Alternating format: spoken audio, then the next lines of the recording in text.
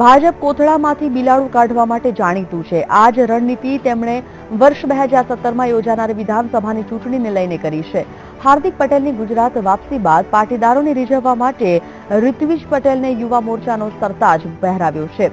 સીધી કે આડકતરી રીતે ભાજપે પાટીદાર વર્સિસ પાટીદારની રણનીતિ અજમાવી છે.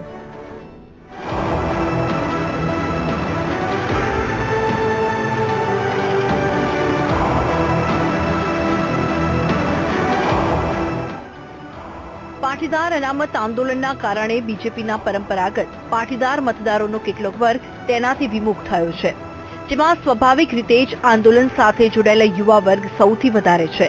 ત્યારે પાટીદાર યુવાનોને બીજેપી સાથે જોડવા માટે ભાજપે આગામી 2017ની ચૂંટણીની રણનીતિની સાથે હાર્દિક પટેલની ઘર વાપસી સામે નવી રણનીતિ ઘડી છે, જેમાં ભાજપના યુવા મોરચાના પ્રમુખ તરીકે ઋત્વિજ પટેલની નિમણૂક કરીને પાટીદાર યુવાનોને ભાજપ તરફી વાળવાનો પ્રયાસ કરવામાં આવ્યો છે.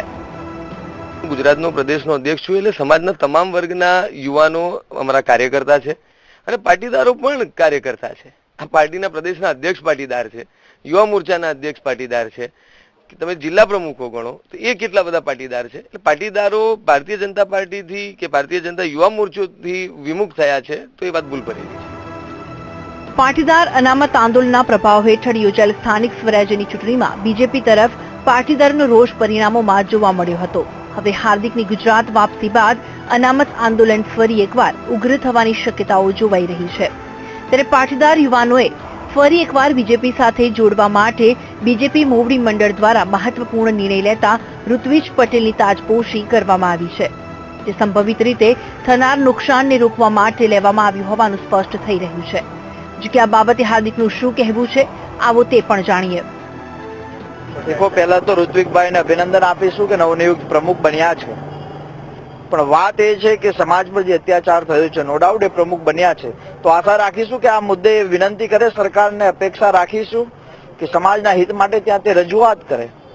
અને ત્યારે કોઈ પણ સમાજનો વ્યક્તિ કેમ ના હોય, પણ જયારે સત્તા પર બેઠા પછી જયારે સમાજની વાત કરે, એને અમે માનીએ છીએ કે સાચો સત્તા પર બેઠો એક પાટીદાર હોઈ શકે. મતલબ પાટીદાર યુવકોને બીજેપી તરફ લાવવામાં સફળ રહેશે. હવે એ સરકારને ઈચ્છો અને સરકાર જાણે, સમાજ તો સમય સાથે વોટ આપશે ત્યારે ખબર પડશે. ભાજપે હાલ પાટીદાર વર્સિસ પાટીદારની રણનીતિ અજમાવી છે. ત્યારે જોવું એ રહ્યું કે ચાલુ વર્ષે યોજાનારી વિધાનસભાની ચૂંટણીમાં ભાજપનો આ કિમિયો કેટલો સાર્થક બને છે. કેમેરામેન હિતેશ સુતરિયા સાથે નરેન્દ્ર રાઠોડ, VTV, અમદાવાદ.